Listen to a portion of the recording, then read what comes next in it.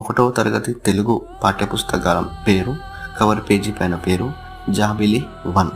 అలాగే 2వ తరగతి జాబిలి 2, 3వ తరగతి జాబిలి 3, 4వ తరగతి జాబిలి 4, 5వ తరగతి జాబిలి 5.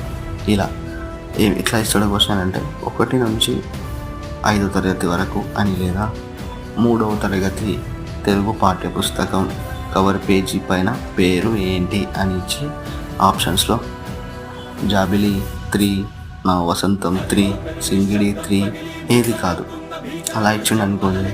1 నుంచి 5వ తరగతి వరకు జాబిలి అలా సీక్వెన్స్గా 1 2 3 4 5 అంటే ఇది కూడా జాబిలి 1 2 3 4 5 అట్లా గుర్తుంచుకోండి. అప్పుడు క్వశ్చన్ ఆన్సర్ ఏం పెట్టచ్చు మనం.